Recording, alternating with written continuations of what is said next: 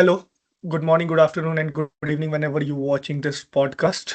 Welcome to new episode of Gradwise podcast. And here today we have in panel with us Yashras Kandil, Ashok. We all met during the preparation of defense examination. Yash made to service. He is about to join an academy. Ashok, on other hand, has cleared a lot of examination with great marks. So we are here to discuss about how to prepare for those examination and how to clear those examination. Apart from that, we will take the discussion on to our MBA experience. As recently the results of SNAPS was out, so we will talk on that as well, and then we will wind up this podcast with a concluding line from everyone. Fine. So Yash, पहला question यार तेरे से है कि like how can a person get recommended, क्योंकि ये answer आज तक मेरे को लगता नहीं है 99.99% लोगों को पता है। और यार मैंने जहां तक तेरे को ऑब्जर्व किया, तूने पिछले 4 में से 3 एसएसबी में तेरे रिकमेंडेशन है। तो so what is secret to be recommended? ठीक है यार। सी मैं बहुत सिंपली इसे पुट अक्रॉस करूंगा। There are three aspects that are checked in the SSB for any candidate. That is first of all the psychology part, which basically governs कि तुम कैसे सोचते हो, तुम्हारा थॉट प्रोसेस कैसा है। द जीटी और आउटडोर टास्क, दैट इज कि तुम ग्रुप में दूसरे लोगों के साथ कैसे इंटरेक्ट करते हो एंड वो इंटरेक्शन के टाइम पे तुम्हारा एटीट्यूड कैसा रहता है। And lastly is the interview. Interview is basically to know about you on an individual basis, just to gauge the depth of your character कि यार ये जो बंदे ने जो भी claims बताए हैं मुझे, whatever claims or whatever information that we give to the interviewer in the PIQ, whether that is first of all false or not, whether it is the truth, and अगर सच है तो कितने तक सच है, ठीक है। And using that and your life experiences, they're going to basically create a pen picture. All the three tasks will basically create a pen picture of the persona that you have, and then the main decision is taken upon that. So I'll go and break down each of them one by one. Okay. First of all, I would also like to say कि for any kind of prep, please go through the videos that are there on YouTube. There are many retired psychologists that come and share their inputs, and my success is basically a culmination of all their efforts. I have picked up small points from each one of their videos, made notes, and I have followed them to the T. तो सबसे पहले आ जाते हैं हम लोग psychology के बारे में।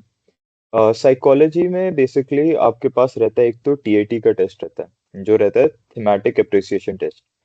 उसमें एक फोटो प्रोजेक्ट की जाती है for 30 seconds and you suppose to write a story on that for 4 minutes।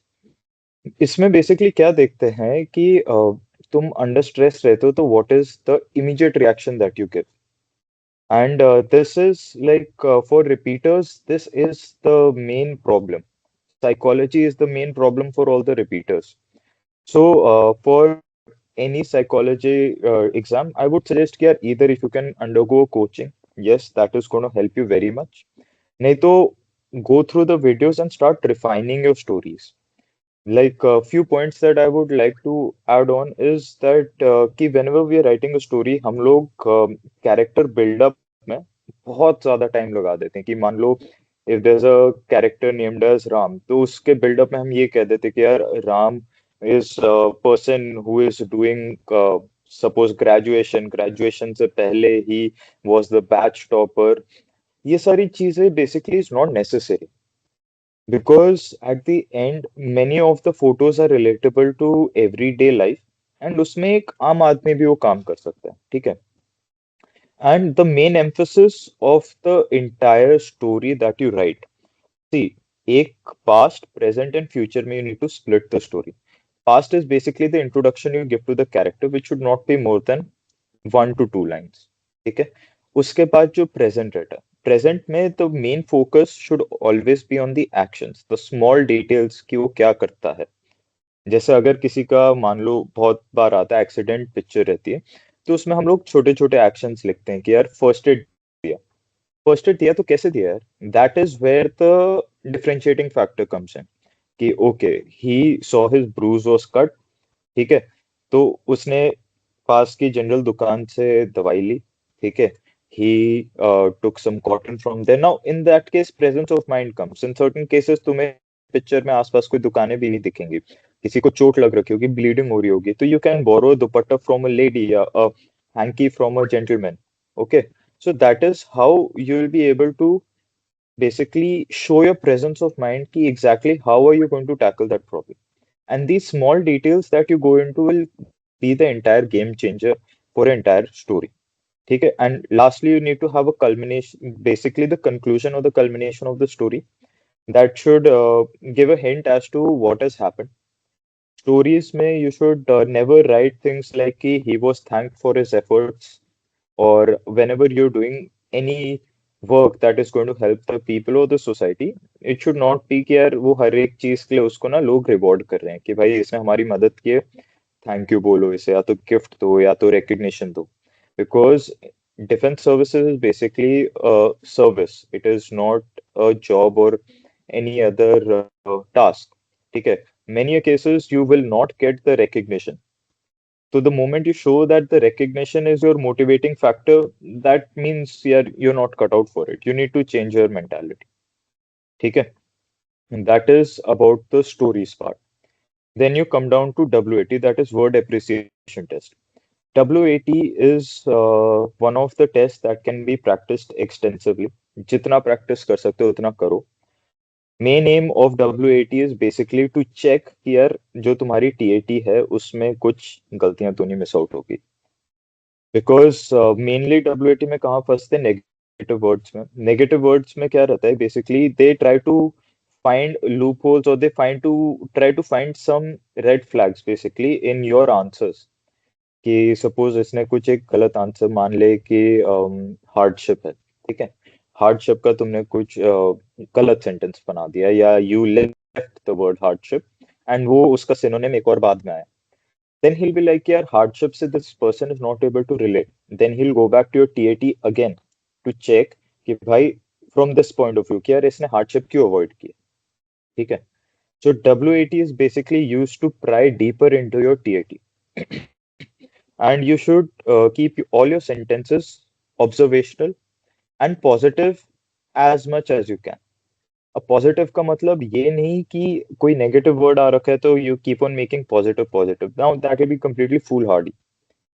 कई बार नेगेटिव वर्ड्स आते हैं, and if there are negative words and there are negative pictures, they need to be duly acknowledged, ठीक है, and how much do you acknowledge, when you acknowledge it as a negative word और a negative picture की depth क्या रहती है, if there is a picture in which a person is on the deathbed, right? So there can be various reasons for death. It can be old age, it can be an accident, it can be cancer, it can be a tumor. अब तुम कौन सा path लेते हो? Death तो है, but which path do you take? But that will tell a lot about you. फिर lastly coming down to SRT and SD. SRT is basically to check किया जब तुम भी किसी भी situation में हो, what is your thought process कि तुम एज अ लॉजिकल इंडिविजुअल सोच पाते हो या नहीं, ठीक है. SRT में the main focus should be that whenever you got an SRT you should write about 2 to 3 lines. लोग उसको एक लाइन 2 लाइन में निपटा देते हैं, थिंकिंग कि यार 60 की 60 SRT करनी है. In all the 3 times that I've got recommended, I have never done more than 40 SRTs. But जितनी भी मैंने लिखी, I focused more on the quality. I wrote around 2 to 3 lines extensively only on action. Like, for example, there was SRT which I had gotten. The person was at a railway station when he heard a ammunition truck catching fire outside the railway station. ठीक है, जिसकी वजह से शोर हुआ, पटाखे चलने शुरू हो गए. अब यार इस सिनेरियो में सबसे पहले बंदा क्या करेगा, वो चिल्लाएगा and he will warn everybody on the platform. Then he will go to the station master's room, have an announcement made, and call the fire brigade and the ambulance. Meanwhile, वो कोई लोहे के दरवाजे या उनको हिंजेस से तोड़ के थोड़ा शील्ड बना के लोगों को जो बाहर फंसे हैं he can guide them to safety. ठीक है. And once everything is cleared he can then check up on the people that are injured. Station पे फर्स्ट एड किट भी रहता है with the station master. They've got a nursing assistant also. So these are the small things. अब तुम बोलने में ही मेरे को इतना टाइम लग गया. If you go down to write you can easily write around 2 to 3 lines. Now that is where you should focus. Talking about self description, it's got your own point of view, your parents, friends, teachers, and colleagues. ये mostly हम सब prepare ही करके जाते हैं as repeaters and there is no harm in doing that. But main चीज यार you should realise is that कि इन सब में से सबसे ज्यादा इंपॉर्टेंट फैक्टर रहता है कि where do I see myself in the future या something that I would like to change about myself. Basically, this that is the self-realization that you're showing to the assessor कि भाई this candidate is aware about his shortcomings. Now, whenever you've got any shortcomings, the first and foremost step to improve upon yourself is to acknowledge and realize that you've got a shortcoming. So that is basically used to grade the trainability factor that you have. So that also is the most important part. Moving on to the GTO is basically how you act in a group. You should act in a way that you act around your friends. You should be open to criticism, positive criticism. You should be open to new ideas, and you should give others a due chance to put their point through. And if somebody's got a very good point, please do not hesitate to acknowledge it. Please do not hesitate. Now, the main issue that candidates mess up here is that at times in many of the group discussions, you don't get a chance to speak. See, it's a dogfight at the end of the day. You need to rise above it. That is the harsh reality. But in rising above it, you should be careful as to how you're portraying yourself. I have seen candidates that use a lot of hand gestures, even pushing other candidates behind, telling them, "Here, this is my last attempt, please let me speak." No, that is not a way that is to be actually done. So you should come in a manner. A pro tip which I always follow in these kind of scenarios is here, keep your point ready. Your point should not be more than 10 to 15 seconds long. You make an entry fast, you make the exit fast so that everybody listens to your point and nobody gets the chance to cut you off in between. That is as far as the GD part goes. Talking about the snake race or the group obstacle race, basically they want to see if you help people in a group. Are you a contributing member towards the group? And last will come the individual obstacles. In GTO, talking about the individual obstacles are not so important. Okay? That is just a measure to see how physically fit you are. That is all. The more obstacles you do, if you're getting recommended, it's just going to help you get a good merit. Otherwise, as such, it has got no individual weightage utni zyada. And one thing you must always remember that all the tasks individually utna nahi matter karte, even though you might have heard this a lot of time in SSPs. It is the entirety of those tasks. So never get bogged down कि यार मेरा GD1 अच्छा नहीं हुआ या individual obstacles अच्छा नहीं हुआ.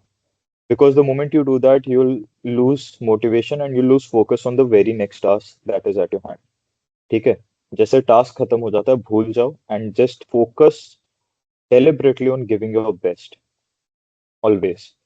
इंडिविजुअल ऑब्स्टिकल्स में you must keep a point कि यार जब भी तुम ऑब्स्टिकल्स नेविगेट कर रहे हो तुम्हारे फेस पे fear of expression of fear नहीं होना चाहिए. One of the points. Now talking about the interview aspect. Interview basically, as I've mentioned before, it's to see and know you as an individual on a personal level. तुम्हारी जितनी भी shortcomings होंगी, तुम्हारे जितने भी एकेडमिक रिकॉर्ड्स होंगे, या some things which you are not so proud of that you done in life because यार 10th में मान लो मार्क्स कम है, 11th 12th में कम है, एनडीए का रिटर्न नहीं क्लियर हुआ, सीडीएस का रिटर्न नहीं क्लियर हुआ, जेई मेंस में कम मार्क्स आ रखे हैं. No these are all pressure points. ठीक है. एंड इस पे हमेशा the interviewer is gonna poke you. Now, the main reason why he'll poke you is basically two things. First is that he wants to see कि यार जब भी तुम्हें कोई सामने से confront करे about any of the shortcomings that you have, are you mature enough to acknowledge that कि हाँ यार, okay sir, yes, I completely agree that I did not score so well in my 10th, 11th or 12th, or I was not able to clear my NDA exam. That is the first aspect of it. The second aspect is the reasoning aspect. He wants to look into whether there is a justifiable and valid reason as to why it has not gone good.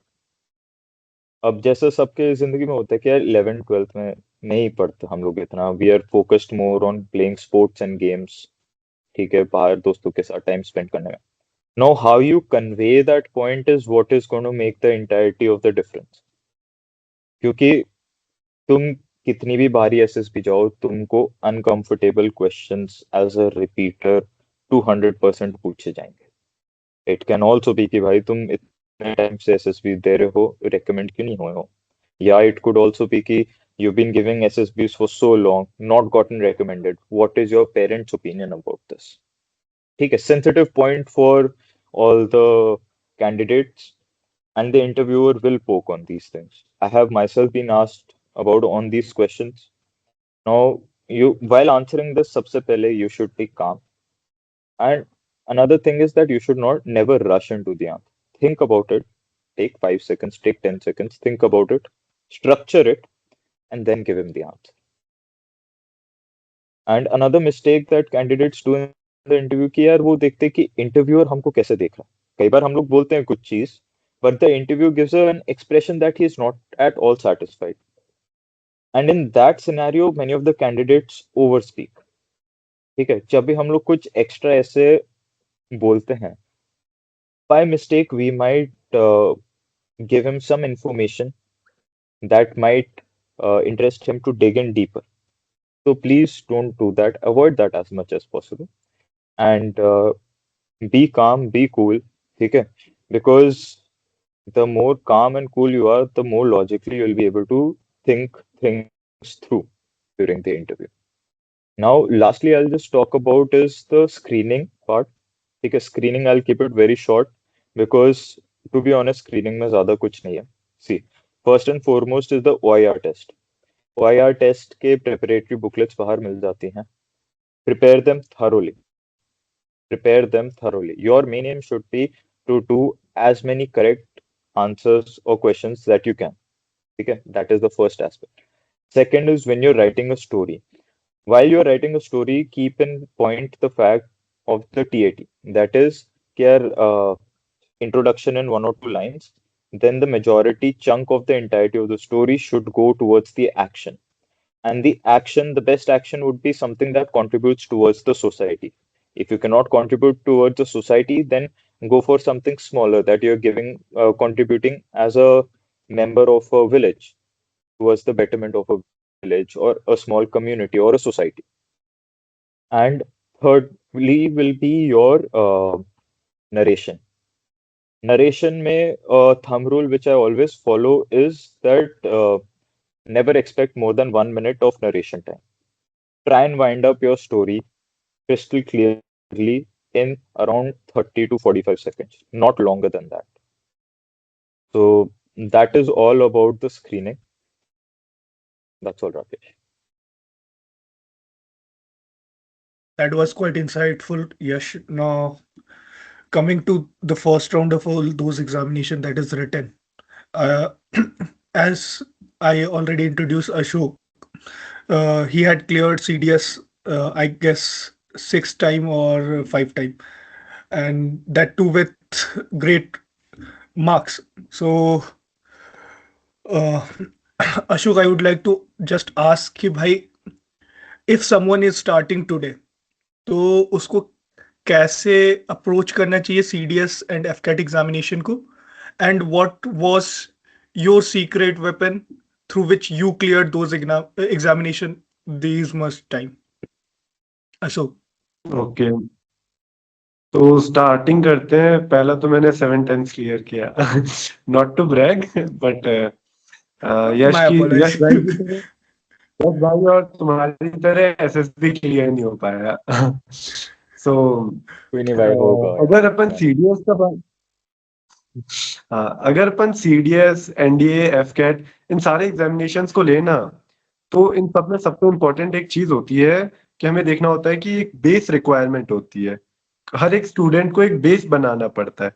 Maximum बच्चे जो initially तैयारी करते वक्त सबसे बड़ी गलती करते हैं ना, वो लेते हैं जीके को, उठाते हैं, टारगेट लेते हैं कि हमें सब आना चाहिए। हमें अगर जीके में पॉलिटिक है या फिर ज्योग्राफी है, इकोनॉमी है, इंग्लिश है, मैथ्स है, हमें सब आना चाहिए। तो वो सब के चक्कर में कुछ नहीं कर पाते। तो उन्हें फर्स्ट टारगेट होना चाहिए, उनका एक बेस बनाए, और वो बेस होना चाहिए प्रायोरिटी वाइज। प्रायोरिटी कैसे? अभी जैसे अगर अपन एग्जांपल लें सीडीएस का, सीडीएस में 3 पेपर होंगे हमारे, अगर जो आईएमए एफए के लिए जा रहे हैं। एक इंग्लिश का, एक जीके का, और एक मैथ्स का। तो हमें पता है कि तीनों का वेटेज 100 100 100 है। लेकिन सबसे ज्यादा स्कोर किस में कर सकते हैं हम? सबसे ज्यादा स्कोर करने वाले, बाकी मेजोरिटी बच्चों को देखोगे, सबसे ज्यादा इंग्लिश में स्कोर कर सकते हैं। इंग्लिश के बाद अगर बच्चे की अगर मैथ्स में बैकग्राउंड है, लाइक बहुत सारे बच्चे बीटेक के होते हैं, बीएससी के होते हैं, तो सेकंड वो मैथ्स में सबसे ज्यादा स्कोर कर सकते हैं। And third GK. अगर बच्चा आर्ट्स बैकग्राउंड से है या फिर किसी और इकोनॉमिक्स वगैरह के वहां के बैकग्राउंड से है, तो उसे थोड़ा सा एडवांटेज ज्यादा मिल जाएगा जीके में रेदर देन मैथ्स में। तो वो तुम्हें देखना है कि जीके और मैथ्स में ज्यादा प्रायोरिटी किसे देनी है। बट चाहो चाहे ना चाहो, तुम्हें इंग्लिश को प्रायोरिटी देना पड़ेगा फॉर सीडीएस। और सीडीएस के लिए फिर तुम्हें प्रायोरिटी जब तुम्हारा सेट हो गया कि ये इंग्लिश है, ये मेरे को मैथ्स का ऐसे ऐसे करना है, एंड देन जीके का ऐसे ऐसे करना है, फिर इन डेप्थ जाओगे ना। जैसे जीके को अपन ओपन करते हैं, जूम इन करते हैं जीके के अंदर, तो जीके के अंदर बहुत ही रैंडम क्वेश्चंस पूछे जाते हैं। यूपीएससी कंडक्ट कराती है, तो उसे आता है मजा थोड़ा बहुत रैंडम क्वेश्चन हर हर जगह से उठाने का। लेकिन फिर भी अगर हम ऐसे रिलायबल टॉपिक्स पे जाएं, तो जैसे कि साइंस हो गया, पॉलिटी हो गया, और कहीं ना कहीं ज्योग्राफी हो गया, ये 3 सब्जेक्ट ना बहुत रिलायबल है। और कहीं ना कहीं करंट अफेयर भी थोड़ा रिलायबल है। तो जो जो रिलायबिलिटी के ऊपर टारगेट करेंगे ना हम, तो ज्यादा मार्क्स स्कोर करने के चांसेस होते हैं। साइंस अपन 9th 10th और थोड़ा बहुत अगर 11th 12th के अच्छे अच्छे टॉपिक्स देख लें, तो साइंस इज डन। साइंस में देखो 30 क्वेश्चंस है ना, अगर तो अगर तुमने बेसिक क्लियर कर लिया तो 20 25 हो जाएंगे। 5 नहीं भी होते, थोड़े से एडवांस हैं या आउट ऑफ सिलेबस है, उनके लिए फाइट मत करो। बच्चे एक एक क्वेश्चन सोच लेते हैं कि ये तो 11th की उस बुक से आ गया, बायोलॉजी के चैप्टर से आ गया, तो अब वो 11th की पूरी एनसीईआरटी पढ़नी पड़ेगी, 12th की पूरी एनसीईआरटी पढ़नी पड़ेगी, या ज्योग्राफी में कोई आउट ऑफ एनसीईआरटीज आ गया तो उसके पीछे पड़ जाते हैं। वो बिल्कुल नहीं करना। हमें क्या करना है कि कोई भी सब्जेक्ट है उसका 90% रूल पे चलना है, कि 90% ऑफ क्वेश्चंस टारगेट करो कि हो जाए। अगर हो रहे हैं तो 10% is okay, you can afford that. क्योंकि यूजुअली यहाँ पे exam exam is not only factor, SSB भी होता है। तो तुम्हें एग्जाम में हाईएस्ट स्कोर लाके ऐसा नहीं होता। नॉर्मल स्कोर अच्छा आप मेरिट हो सकते हो। अगर नॉर्मल आपका इंग्लिश बहुत अच्छा स्कोर आ रहा है, 60 70 प्लस कर रहे हो आप, और फिर बाद में मैथ्स में आप 50 प्लस कर दे रहे हो, फिर अगर जीके में आप 40 50 भी कर रहे हो, तो you will get a good rank. तो वो चीजें होती हैं जो बच्चे को क्लैरिटी होनी चाहिए कि टाइम कितना है। और इन सब के अलावा मेरे हिसाब से ना, अगर कोई नया बच्चा है ना, तो नए बच्चे के लिए ना सबसे इंपॉर्टेंट है प्रीवियस ईयर पेपर्स। इवन मैंने भी जब स्टार्ट किया था ना, तो सबसे पहले मैंने क्या किया, प्रीवियस ईयर पेपर्स को उठाया, पिछले 3 5 साल जितने भी उठा पाओ, और उन्हें समझो, उनका फीलिंग लो कि ये यूपीएससी का एक पैटर्न होता है हमेशा क्वेश्चन पूछने का। क्यों? अगर आप देखोगे तो जैसे ज्योग्राफी से कोई क्वेश्चन आ रहा है, तो एक सर्टेन टॉपिक्स कुछ होंगे, सर्टेन क्रॉप्स हो गई या सर्टेन अपने क्लाउड्स हो गए, जिनसे वो रिपीटेड क्वेश्चंस पूछ रहे हैं। तो वहां पे अपन को ज्यादा फोकस करना है। अब मैं पूरे चैप्टर को मगअप करने लग जाऊं तो वो गलत बात है। लेकिन अगर कहीं ना कहीं मेरे को बैक ऑफ द माइंड में पता है कि यूपीएससी मेरे से अंडरस्टैंडिंग पूछेगी कि क्लाउड्स की क्या अंडरस्टैंडिंग होती है, कैसे कैटेगराइज्ड होते हैं, ये पूछना चाहती है मॉनसून कैसे वर्क कर रहा है, ये क्या पूछना चाहती है ज्योग्राफी में, तो मैं ज्योग्राफी को उस पर्सपेक्टिव से पढ़ूंगा। तो ये पर्सपेक्टिव बिल्डअप होने लग जाता है, और जितने ज्यादा पीवाईक्यूज करेंगे उतना अच्छा वो पर्सपेक्टिव बिल्डअप होता है। और उसके अलावा एक, अगर हमारा कोई सर्कल हो जो कि हमारी तरह ही तैयार प्रिपरेशन कर रहे हो, तो उनसे मोटिवेशन, उनसे कंपटीशन करके भी, उनकी प्रोग्रेस जान के भी हम बहुत एक मोटिवेटिंग फैक्टर की तरह पुश मिलता है। तो ये सारे फैक्टर्स को अगर एक साथ करें, एक एनवायरनमेंट क्रिएट कर ले हम खुद के लिए, तो एग्जाम क्लियर करना एक केक वॉक की तरह हो जाएगा। हाँ, हो सकता है भाई, तूने 7 बार क्लियर किया, बोल सकता है तू। ठीक है। वी वो we had to put a lot of effort to clear that examination, और मैंने तेरे को देखा है भाई, 1 वीक पहले ये स्टार्ट करता था प्रिपरेशन, इसके एग्जाम निकल जाते थे। ठीक है, आई वाज लाइक ठीक है।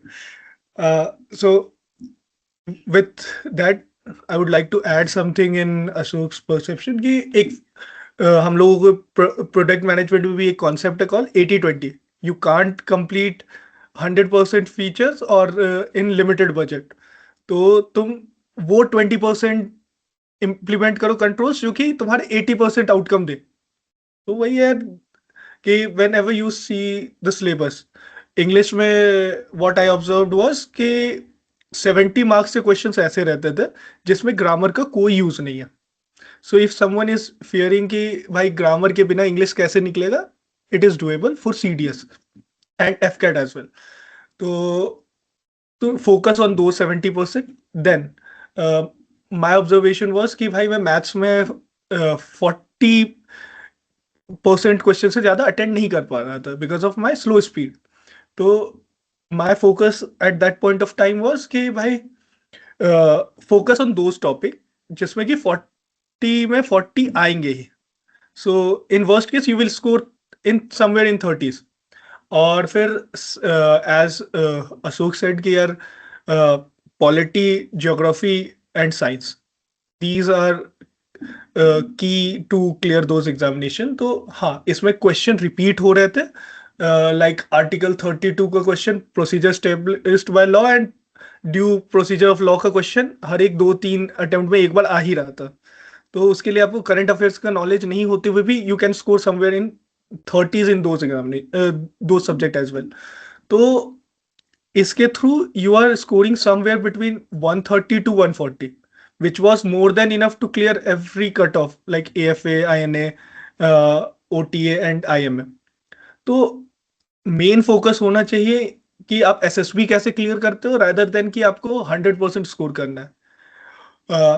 ऑल दो FCAT में अलग सीन है। FCAT में आपको इंग्लिश का वेटेज अच्छा खासा है, so you can go for that. और इंग्लिश उसमें इजी आता है, तो आप इजीली हाफ एन आवर में पूरा सेक्शन कवर कर सकते हो English. And reasoning was there as well ना। मेरे को हो गए यार, 2 साल हो गए। कोई तो बता। रीजनिंग था ना। भाई हाँ, रीजनिंग था एंड फिर मैथ्स भी था। मैथ्स वाज लाइक कि मैथ्स में आप वहाँ आराम से 100% स्कोर कर सकते हो, मैथ्स और रीजनिंग में बिना पढ़े हुए। But you have to give time. तो मेरा ये होता था कि 2 घंटे का पेपर होता था, I use to give 1.5 hour to maths and reasoning. क्योंकि उसमें ये रहता था कि जब आप सॉल्व कर रहे हो आपको पता रहेगा कि आपकी एक्यूरेसी क्या है। और मोस्ट ऑफ द केसेस में क्या हो रहा है कि अगर आपको उसका कॉन्सेप्ट नहीं समझ में आ रहा है तो आप ऑप्शन पुट कर करके उसके आंसर निकाल लोगे 1.5 घंटे में, इतना टाइम आपके पास रहता है। तो by the way, in one of my attempt I scored 276 in FCAT। ठीक है, सो इतने मेरे बोर्ड्स में भी नंबर नहीं थे। तो इट वाज ग्रेट। हाँ, उसमें इट वाज नॉट कि तुम्हें नॉलेज कितना है, इट्स कि तुम इम्प्रोवाइज कितना कर सकते हो। Exam CDS and FCAT is all about that. So हाँ now moving on to next कि भाई यश was initially part of INA, then due to some circumstances he had to leave that academy, and then again he came back. So Yash, what motivated you to keep pushing yourself till you get the service? Like, I know I have observed you, I have observed you for last 3 or 4 years after you left academy. I have seen you in worst of worst and I have seen you in best of best.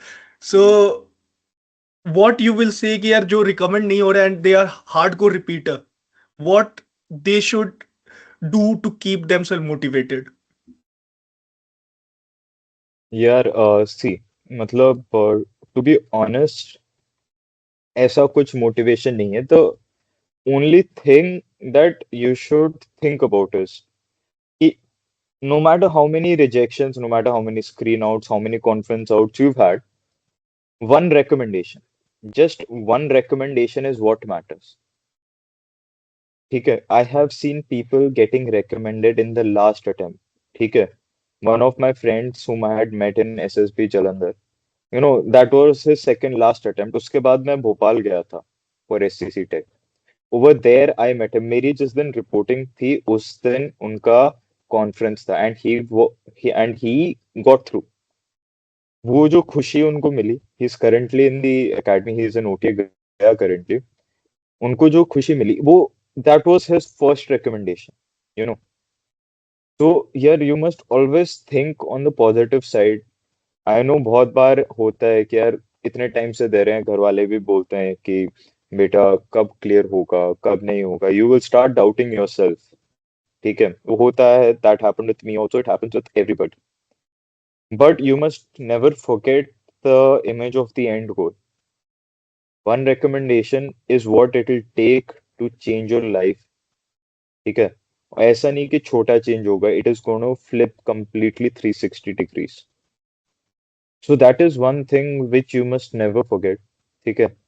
If you are really seriously and sincerely preparing for it, just the thought of getting those 2 stars on your shoulder, right? That will be more than enough for you to see the entire process through. That is all whatever motivated. Interesting. Like, Yash, you are preparing for this examination for last 3 years. What I know, and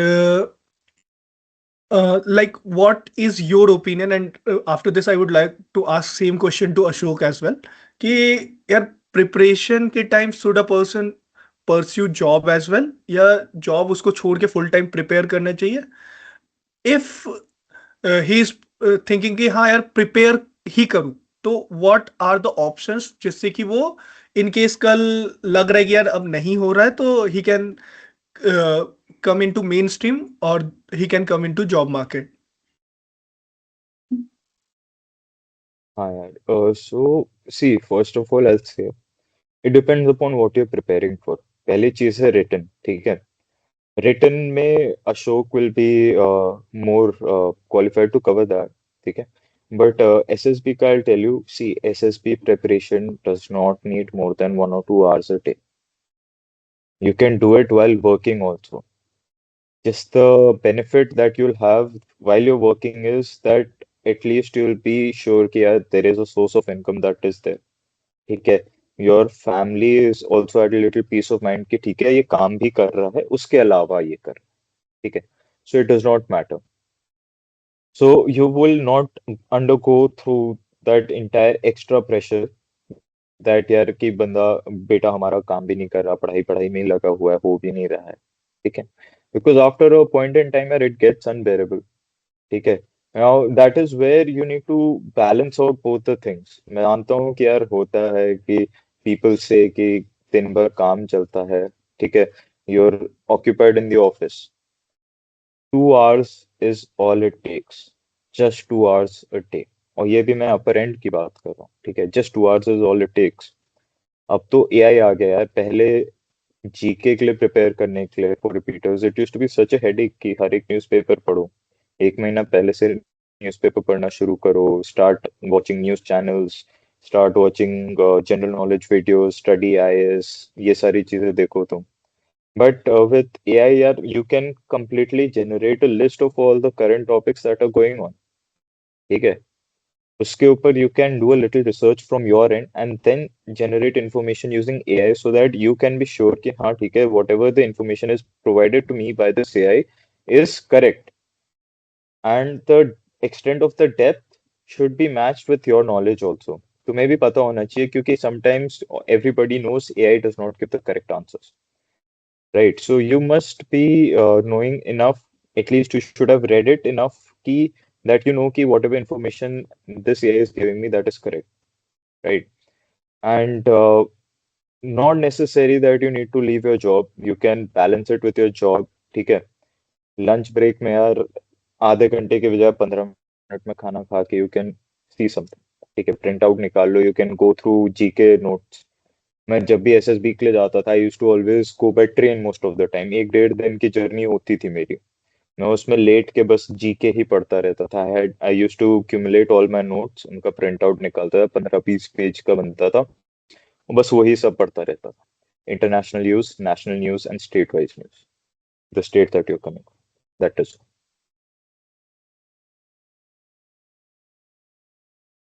Ashok, तो what is अगर your take on exams, this?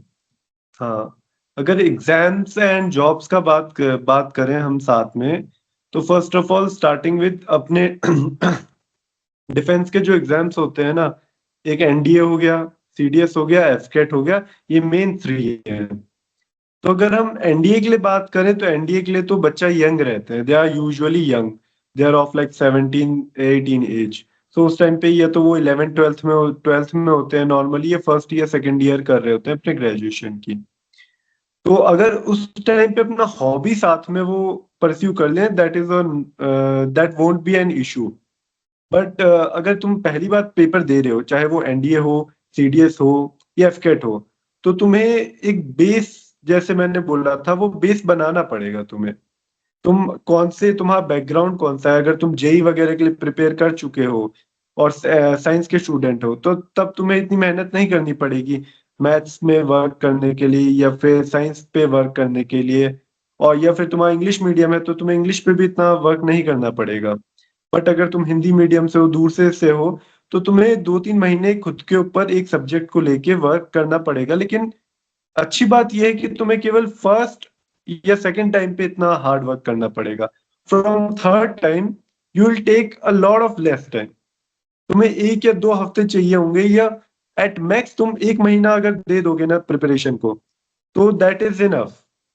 तो I would say कि अगर कोई बच्चा without any background, जिसका कोई background नहीं है साइंस का, इसका इंग्लिश का, मैथ्स या रीजनिंग का कोई बैकग्राउंड नहीं है, अगर वो बच्चा अगर इसमें आ रहा है एनडीए के लिए, सीडीएस के लिए, एफकेट के लिए, तो उसे बेस बनाने के लिए टाइम देना पड़ेगा. अगर वो जॉब कर रहा है तो जॉब भी कितने आवर्स की होती है उस पर डिपेंड करता है. बहुत सारे साइड हसल करते हैं जिसमें कि 3 आवर्स 4 आवर्स देते हैं, तो वो मैनेज कर सकते हैं. लेकिन अगर तुम एक्सपेक्ट कर रहे हो कि तुम 8 आवर्स 9 आवर्स दे रहे हो और तुम फर्स्ट टाइम अपना बेस भी बनाना चाहते हो, तो that would require a hell of discipline. तुम्हें बिल्कुल एक स्ट्रिक्ट रूटीन रखना पड़ेगा और उसको फॉलो करना पड़ेगा, like your life depends on it. तो अगर उस चीज को अगर तुम 1-2 महीने फॉलो करोगे, तब जाके कुछ रिजल्ट्स आएंगे.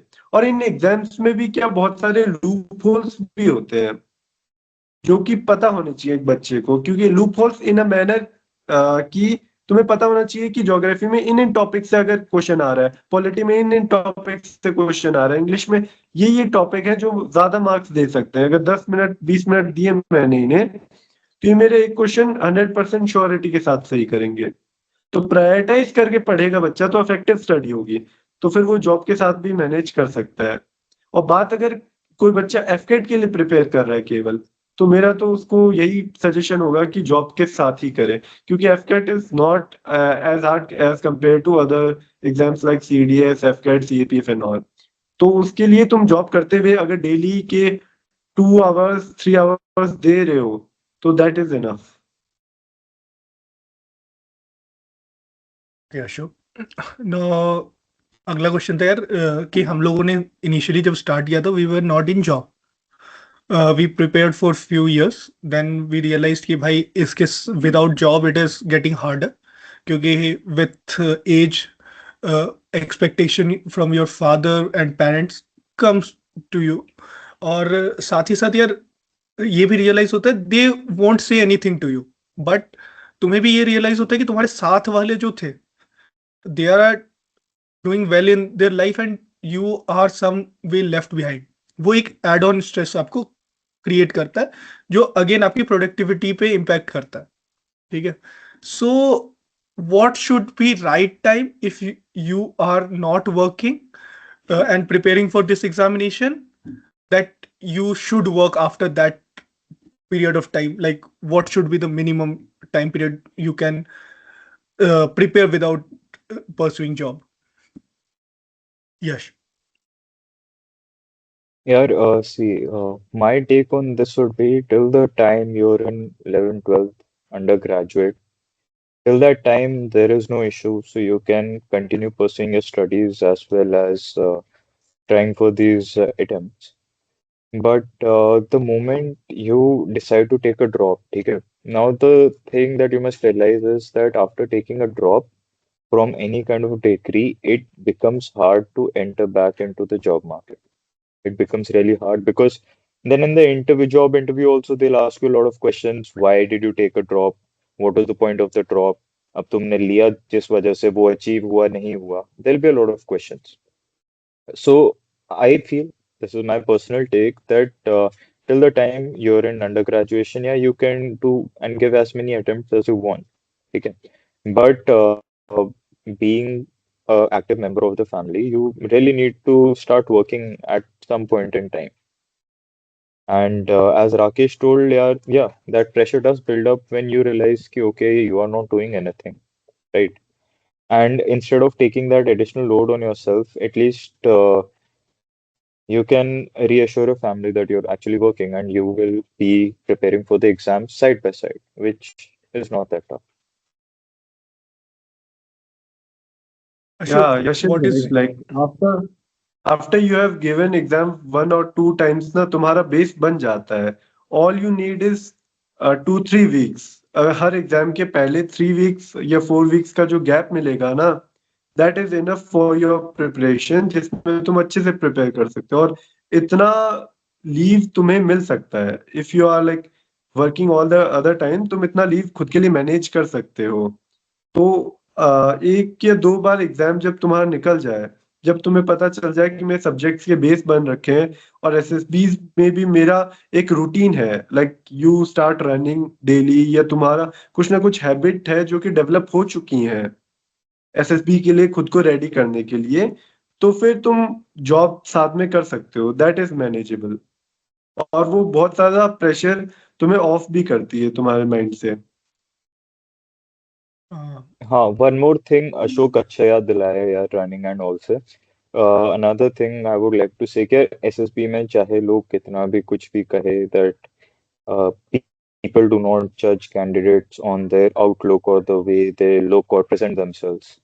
यार सी एक फिट बंदा रहता है who focuses on his dressing sense. Like if you're wearing formals, your formal should be neatly ironed.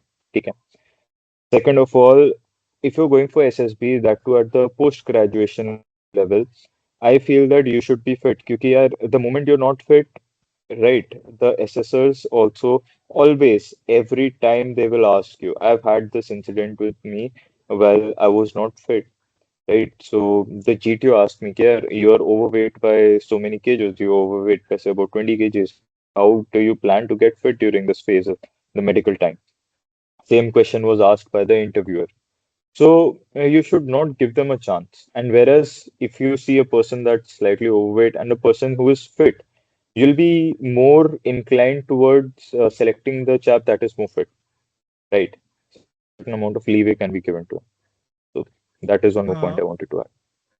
uh, uh, the similar incident happened with me as well. One of my SSP, I don't know the board. In my def, I wrote I played basketball for my university. Then I was overweight by 20-25 kgs at that point of time because of COVID. So in that SSB, he said he asked me to introduce myself, and then I mentioned that for a semester I was captain of my university team. He said, like in group, he said specifically, looking at me, that some people try to become smart by saying they play sport, while looking at their physical level, I can tell that they never played a sport. So, and in that moment, everyone was looking at me, and I was like, "Bhai, मैं खेला हूँ." Then I have to produce certificate to that guy. in interview, not the GTO, but interviewer. He also said the same thing. So it is something that make impact on your DAF as well, and it can go against कि यार तुम खेलते थे and then now you are overweight by this much kgs.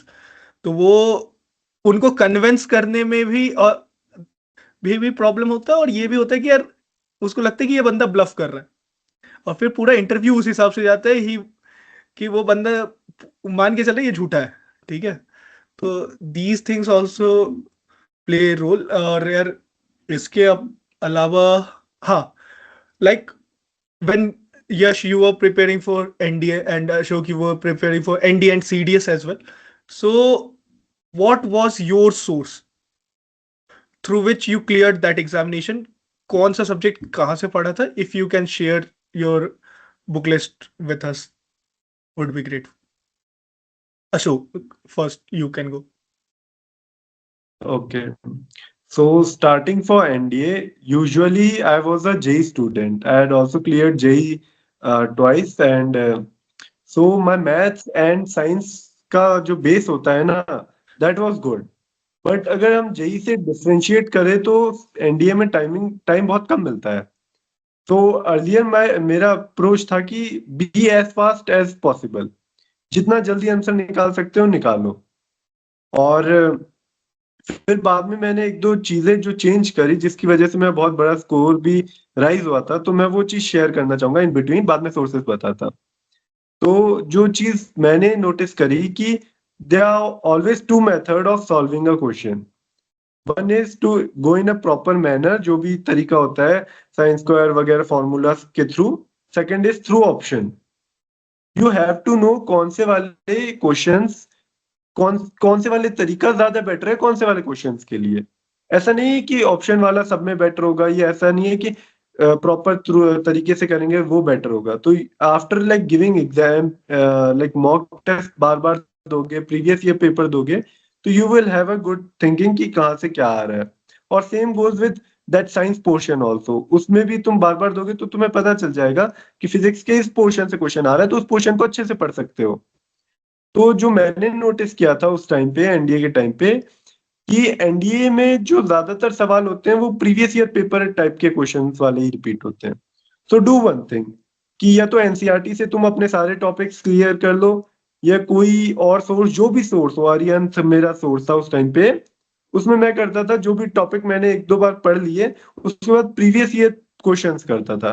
Previous year questions को तुम एक बार कर लिया, उसके बाद दो बार कर लो, या और टाइम मिल जाए तो तीन बार कर लो जो टॉपिक्स इंपॉर्टेंट है. उससे क्या होगा, तुम्हारी क्लैरिटी आ जाएगी. एनडीए एक टाइप के क्वेश्चन पूछता है तो वो तुम्हें अपने आप पता चल जाएगा इस टाइप के क्वेश्चन पूछने वाला है और इस टाइप से हो जाएगा. तो that is for maths. Science के लिए मैंने पहले ही बता रखा है कि अगर तुम 9th 10th की एनसीईआरटी और 11th 12th में जब तुम पढ़ रहे होते हो तो एक बेसिक चीजें होती हैं, बेसिक फॉर्मूलाज होते हैं, उनको एक बार देख लोगे ना, that is enough for science. And बाकी एनडीए के टाइम पे तो मैंने इतना ज्यादा फोकस नहीं किया था पॉलिटी, ज्योग्राफी, हिस्ट्री, इन सब पे. लेकिन उनका भी अगर तुम बेसिक जो जैसे फंडामेंटल राइट्स हो गए, जो इंपॉर्टेंट टॉपिक वाइज अगर पढ़ लोगे ना, that will be more than enough. Focus जहां हमें करना है ना वो है इंग्लिश के ऊपर. इंग्लिश के ऊपर तुम बुक्स के थ्रू भी कर सकते हो, या previous year paper is the best solution.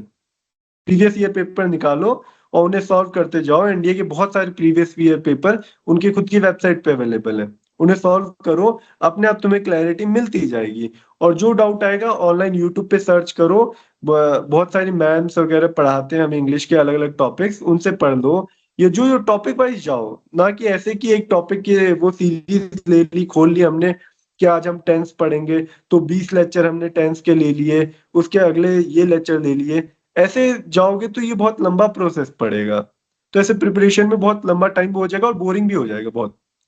तो ये सारा तरीका था एनडीए के लिए. फॉर सीडीएस मैंने जो पहली बार प्रिपेयर किया था तब ऑनलाइन कोचिंग किया था सीडीएस जर्नी का. And that was for like maintaining my habit कि मैं डेली एक टॉपिक को जाके पढूं, वो जो पढ़ा रहे हैं मैं जाके उस चीज को पढूं. It was more of a guide rather than teaching topic समझाने की जगह मैं उनको गाइड की तरह देख रहा था। अगर वो मेरे को कोई टॉपिक पढ़ाते, I will go to NCERT, I will go to Laxmikanth, I will read that chapter. जो भी डाउट होगा मैं ऑनलाइन उसे सर्च करूंगा, अपने दोस्तों से पूछूंगा। That thing will like act कि I am the one who is taking responsibility for clearing my chapters and clearing my doubt. Sir की रिस्पॉन्सिबिलिटी नहीं है।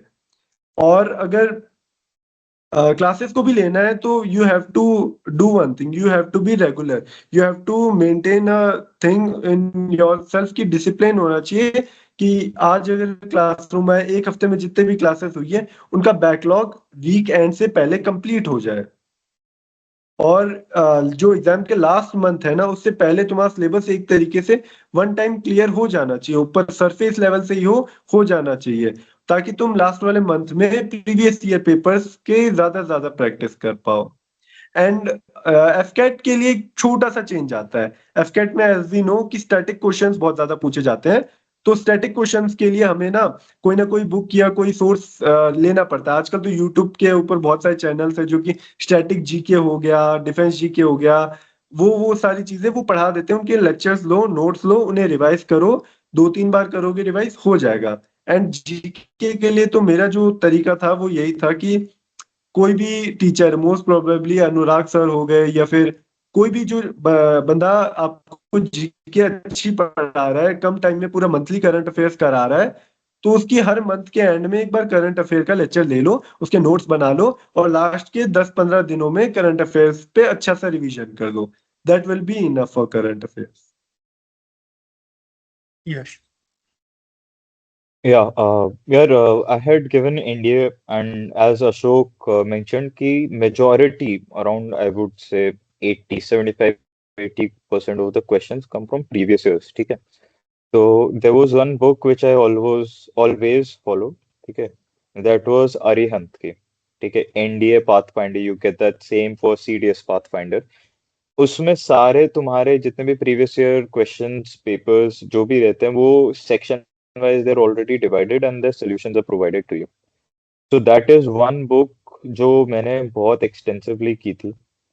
वो बुक दिखने में बहुत मोटी है but the answers and the questions are very basic. Once you get the basic concept of those questions तुम कर सकते हो। एंड अनदर थिंग जो रहता है यार कि देखो it is also at the end of the day it's the competitive exam। उसमें भी जेई मेंस की तरह एक दो ट्रिक क्वेश्चन डाले जाते हैं which are very tough। you should never take it upon your ego कि यार मैं ही हूँ सबसे बुद्धिजीव, ठीक है, कि I am the only one who can solve it। the moment you realize that this question is taking more than 3 to 4 minutes, be smart and skip it। उसी एक क्वेश्चन के चक्कर में तुम आगे वाले को भी खराब करोगे क्योंकि you would have wasted that much time. ठीक है, सो जब नहीं हो रहा है just skip it, move ahead. सबको बेसिक कट ऑफ क्लियर करना होता है, दैट इज 33 मार्क्स पर पेपर, 33% और 33 मार्क्स जो रहते हैं रिक्वायर्ड रहते हैं। Clear the cut off, once you're done with that then you can, if you've got spare time, please you can always go back to the questions that you want to try। Now I would share my book list। Like मैंने जब start किया था मेरा main focus था English, and as Yash already mentioned कि यार we should focus on Pathfinder, that was my go-to book as well। And then apart from that, for English I just took Sandeep sir class। At that point he was with an academy, he just took 23 or 24 lectures and he completed all the syllabus। And after once I completed those 26 lectures, I didn't have to uh, take any other lecture or any add-on for that subject. That was enough for me। Then for maths I just solved PYQs and solved RS Agarwal of 9th and 10th for better understanding of few topics। Then for science, just 9th and 10th NCRT, mostly read those experiments which are mentioned in those books।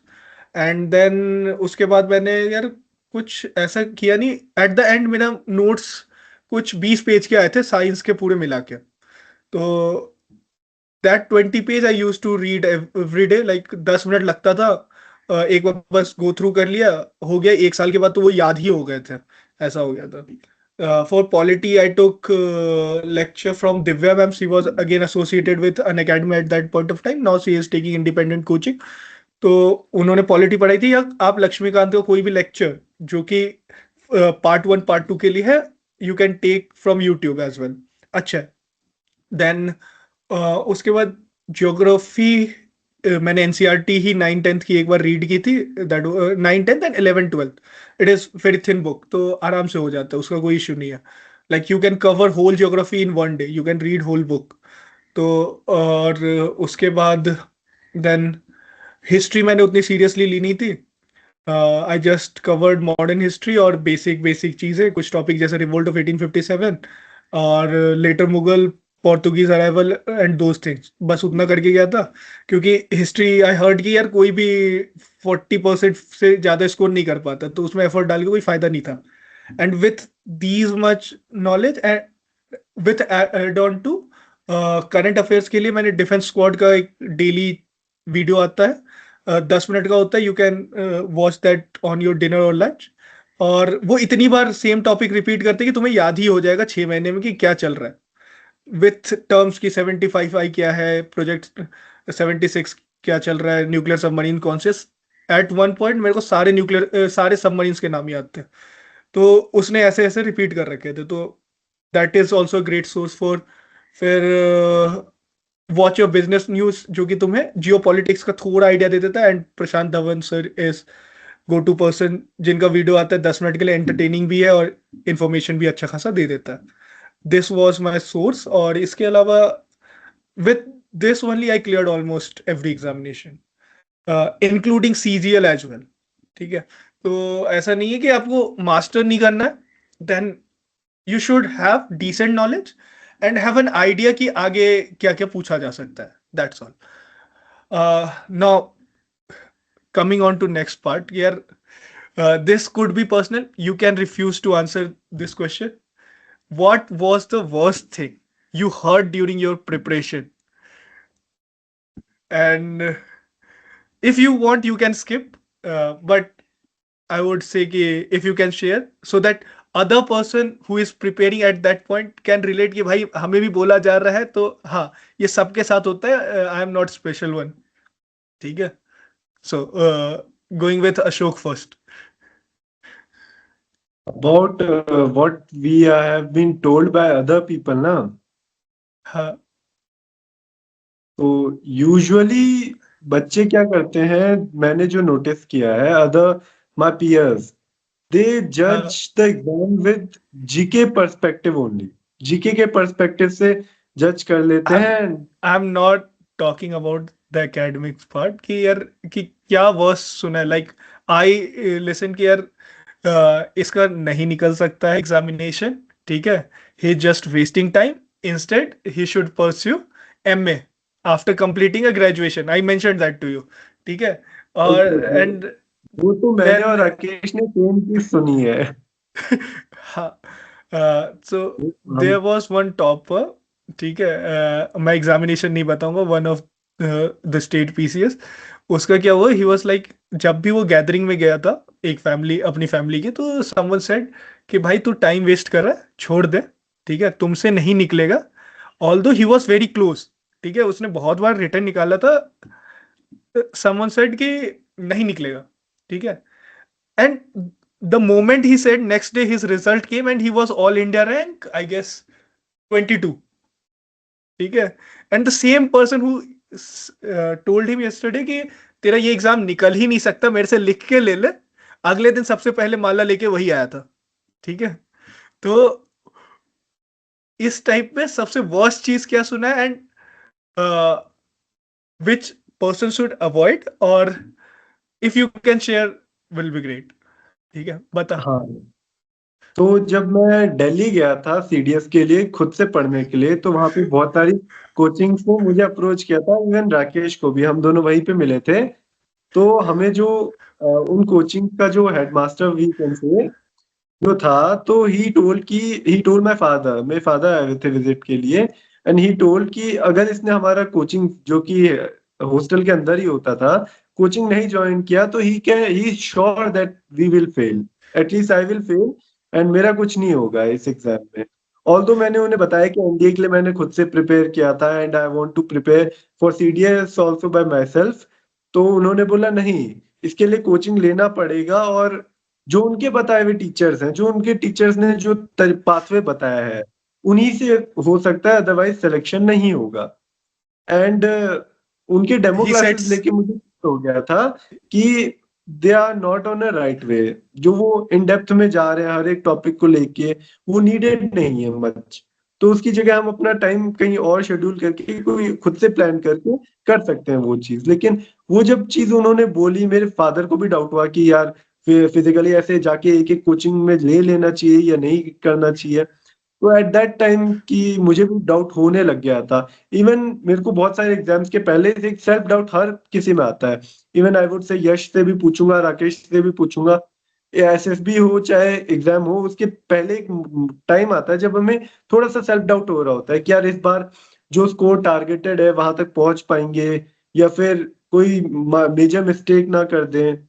तो वो जो डर होता है ना, वो खुद के ऊपर थोड़ा कंट्रोल करके, खुद को डिसिप्लिन करके कि हमें बस 90% अच्छा करना है, 10% लीव इट ऑन गॉड या कुछ भी, हमें बस अपना जो जितना कर सकते हैं ना उतने एफर्ट्स पे डालना है।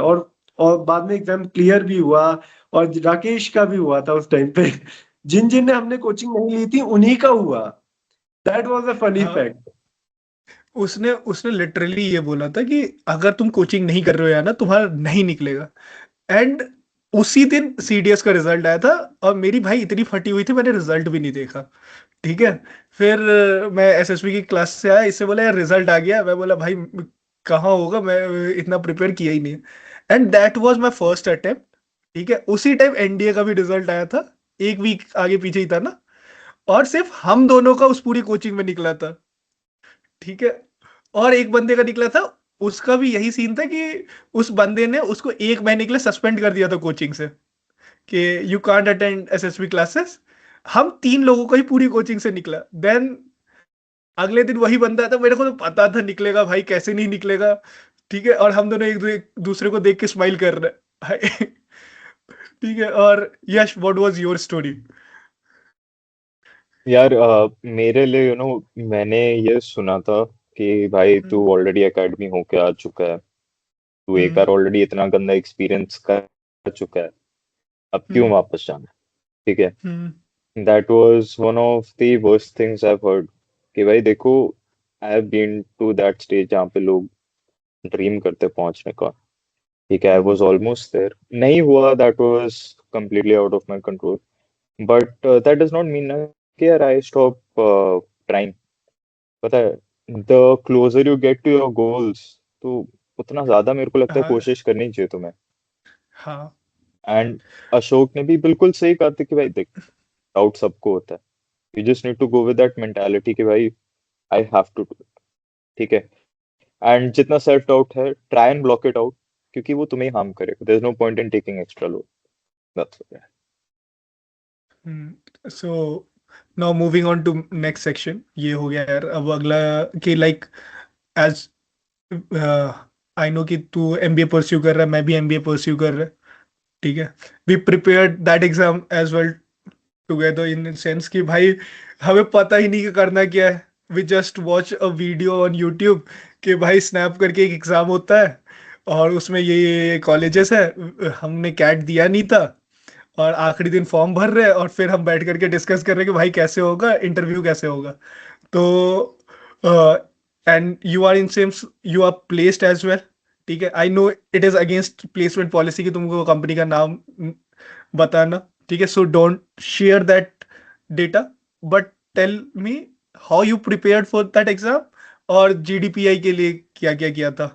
And if some funny story you can share about that, that will be also grateful. हाँ यार, why not. So like I tell you the most funniest thing, पता है क्या थी? कि मैं और राकेश साथ में प्रिपेयर कर रहे थे। ठीक है। एंड मैं बस प्रीवियस ईयर क्वेश्चन पेपर ही देख रहा था। राकेश ने had taken online study material practice के लिए, उसने 2-3 ज्वाइन कर रखे थे। तो आई यूज टू नहीं, सिर्फ एक्चुअली मैंने बोरो his account.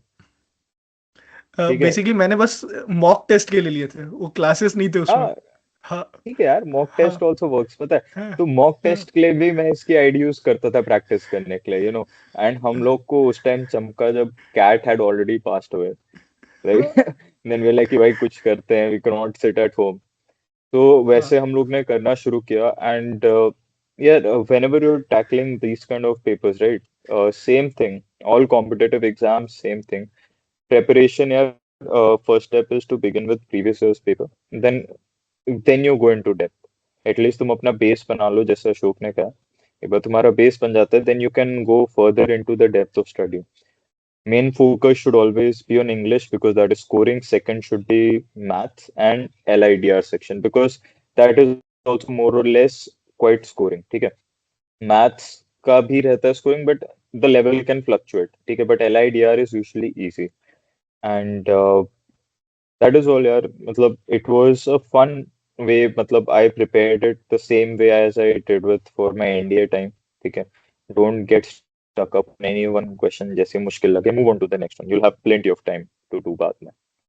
Talking about the interview part, यार देख, जीपीआई जब मेरा इंटरव्यू था, सो टू बी ऑनेस्ट मैंने ऐसा कुछ खास प्रिपेयर नहीं किया था। मैं बस ये सोच के गया था कि यार ठीक है, they will be asking specialization कौन सी लेनी है तुम्हें एमबीए में, तो मैंने प्रिपेयर की थी। उस टाइम मैंने एमबीए इन एचआर का प्लान किया था, बट आके आई changed up into marketing because obviously HR में पैसे नहीं है, एज एवरीवन सेज। तो बस वही था यार, it was a general interview, they wanted to get to know you as an individual, and they basically wanted to see कि if you are motivated enough to join this college and contribute। That is the only thing that they look for you। I would like to add one thing यार, इसमें हम लोग को सबसे ज्यादा advantage हुआ कि वी हैव गिवन एसएसबीज। ठीक है, तो like in every GDPI we scored well. ठीक है, कोई ऐसा नहीं था कि someone can cut us and can force his will on us। तो हमारा मोस्टली ये था कि कंक्लूजन हमारे ही आ रहे थे ज्यादा में। और लाइक क्योंकि हमारे पास कोई गाइडेंस था नहीं उस टाइम, तो व्हाट वी डिड कि जो कॉलेज हमें नहीं जाना था, we we schedule those interview first, और फिर जो हमें जाना था उसको आखिरी में रखा कि ताकि हमारा प्रैक्टिस हो जाए इनिशियल कुछ में। तो वी डिड दैट। फिर then coming to written examination, written examination में बेसिकली सबसे ज्यादा एलआईडीआर का वेटेज था। तो वी डिड दिस थिंग कि क्वेश्चन सॉल्व करते थे, जो गलती हुआ we use to check for that solution and फिर उसको समझते थे। और with this approach only we scored decent enough percentile, including the score of GDPI and first round as snap score। So ये था। और like as you can see हमारा भी communication कोई इतना extreme नहीं है कि we are Shashi Tharoor of the world, ये वाला सीन नहीं है। हमारा नॉर्मल था भाई, हम नॉर्मल ही बात करते थे। एंड देन तुम्हें बस ये लेके चलना है कि कुछ भी अगर तुम जीपीआई में बोल रहे हो, that should not take more than 15 second, और वो इम्पैक्टफुल होना चाहिए ताकि सारा डिस्कशन का पॉइंट तुम्हारे तरफ आए। सो विद दिस, विच और colleges you converted Yash? I had converted SIMS and हाँ, SIDTM बाद में। S SIDTM C I T एक भी था। महीने बाद आए, या SCIT भी था, बट they were हाँ टेक्निकल साइड पे, तो मैं हाँ। गया नहीं उस साइड पे, या। ओके, मेरा सीन ये था कि like I converted almost all I guess, leaving SSBF। ठीक है, that was my first interview. तो उसमें मेरे बहुत वाहियात मार्क्स आए थे, बाकी सारे क्लियर हो गए। And like a lot of influencer these they will make you feel कि यार तुम्हें इस जीपीआई के लिए बहुत कुछ प्रिपेयर करना पड़ेगा। नहीं, you have to just focus on your weakness and your positive side. और इसके अलावा कि यार तुमने जो भी डैफ में लिखा है ना, you should be well prepared with that. और इन केस अगर तुम्हारा जो इनिशियल कोर्स इस कोर्स से अलाइन नहीं हो रहा है, तो you have to prepare for that कि कैसे तुम क्यों इसमें स्विच करना चाह रहे हो और इस आंसर के लिए। और इसमें एक दो ये हो सकता है कि अगर कल तुमको और कोई डिजायर्ड रोल मिलेगा तो तू क्या उसको चूज करेगा या इसको, उसको डिप्लोमेटिकली कैसे हैंडल करते हो। and this is more than enough. Like I gave interview of SCMHRD as well. I gave SIDTM, SCIT, SIOM, SIBM Hyderabad as well. And like as I already mentioned कि हम लोग को पता नहीं था कि कॉलेज कैसे है. ठीक है, we just said कि भाई हमें सब देना है, this is our first and last chance. We prepared that examination in 14 days, 2 week to be precise. और उसके बाद we gave that examination and we cleared. As a lot of people are waiting for Symbiosis call this year as well, तो उनके लिए भी यही है भाई, ज्यादा लोड मत लो, अपना डैव अच्छे से प्रिपेयर करो. If you can justify your gaps in resume, तो ठीक है भाई, वो उस पर फोकस करो. एंड क्यों MBA करने जाते हो, इस चीज पे फोकस करो, that is more than enough. और बेसिक जनरल नॉलेज का रख लो, क्योंकि कुछ पैनल पूछ लेते हैं. So with this I think यार 1 घंटे 15 मिनट का तो हो गया recording. We should conclude with concluding remark from Ashok and Yash. Why should someone at least give defense examination once? Or what was your experience in whole journey? So how it changed you as well, if you can mention this thing. Okay, so throughout my childhood I've seen ki when we were small, we usually used to play together, do all these things together. We had a certain sort of brotherhood in us. हम सब में एक भाईचारा रहता था. And हम जैसे जैसे बड़े होते गए, हमने फिजिकल एक्टिविटीज करना कम कर दिया. वो जो ब्रदरहुड, जो फ्रेंडशिप रहती थी, वो कम हो गई. But if we see in army that brotherhood, that physical fitness, that is still there. So if someone wants to live that kind of life जो हमेशा young रहना चाहता हो, if someone wants to always be young and active, that sort of person, तो उसे at least एक बार तो try करना ही चाहिए. यार What's I your will also Hmm. I will also add, Ashok ने यार बिल्कुल सही कहा. ठीक है, द थिंग इज कि मैंने कॉर्पोरेट में भी थोड़ा टाइम काम किया है because of my internship. And to be honest, the people there are not bothered about you as long as you're doing your work. They do not care about your health. They do not care about you as an individual, right? So that is what separates the defense forces from the normal corporate job. Okay? And I would say only one thing that you must always keep in mind. It's just one chance or one conversion that it takes to completely change your life around. Not only your life, but your family's life also. So, keeping that hope in mind, you should never give up. Now as Yash and Ashok is already here, तो आज मैं पहली बार reveal करता हूँ why I prepared for defense examination. ठीक है, when I joined college, मेरा कोई प्लान नहीं था भाई डिफेंस एग्जामिनेशन जाने का. ठीक है, I was 106 kgs at that point of time. Yash was there. ठीक है, so once Yash got recommended, I thought कि भाई, मेरे को उस दिन बहुत बुरा लगा था टू बी ऑनेस्ट कि भाई एक ही अच्छा दोस्त बना था हॉस्टल में, साला वो भी चला गया. ठीक है, and we promised each other कि भाई तेरे पासिंग आउट परेड के टाइम मैं भी उसी एकेडमी से पास आउट हो रहा होगा. सो ये था कि यार अब एनडीए तो मैं दे नहीं सकता था. I was 106 kg. तो मैं पहले फर्स्ट ईयर मैंने एकदम कॉलेज के लिए पढ़ा. देन आई रियलाइज कि भाई कॉलेज का एक दिन में तो हो जाएगा, एग्जामिनेशन से पढ़ के मार्क्स आ जा रहे हैं. और we had some good friend जो हम लोग को पढ़ा दिया करते थे, लाइक बंगाली. ठीक है, they were genius to be honest. तो then I started preparing for that initially, and in that journey I lost around 36 kgs in 2 years. Or I learned a lot of thing about polity and other humanities aspect जो मेरे को बहुत ज्यादा interest करने लगा.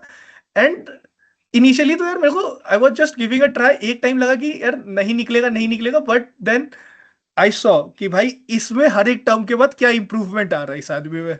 ठीक है, we were in touch. तो उसके बाद मैं अपने आप को और पुश करते गया, नहीं मैं पहुंच जाऊंगा. इफ आई सेड हाँ, then this was my only motivation कि मेरे को डिफेंस के लिए प्रिपेयर करना है. And then yes, as Ashok mention कि यार एक कॉमरेडरी तो रहती है डिफेंस फोर्सेस में, being from not to be defence family, but हाँ, CAPF family I can say, if you go technical, so I can say कि यार in civil life we miss those things, although I'm above age now, I can't give those examination now, but yeah, still I am preparing for some examination which I will reveal once my promise is fulfilled, which I did to Yash. ठीक है, तो ठीक है, it's fine. तो that was my only reason कि मैं क्यों defence join करना चाहता था. But this journey taught me how to be disciplined. Like for last 7 year I am running, and every week I run at least 5 run, and I lost a lot of weight. I am more energetic than before. I am more knowledgeable than before. I tend to get less stress in adverse time than what I used to do before. So these are few benefits. So yeah, if you don't want to join defense forces, it's okay. At least give try for this process. This will change you, and this will change you for better. With this, I would like to conclude this podcast, and thank you, Yash and Ashok, for giving your time here, and hope you have a better future, and hope I will see you on passing out parade, Yash, and Ashok, to you as well. I wish I can come to your passing out parade as well.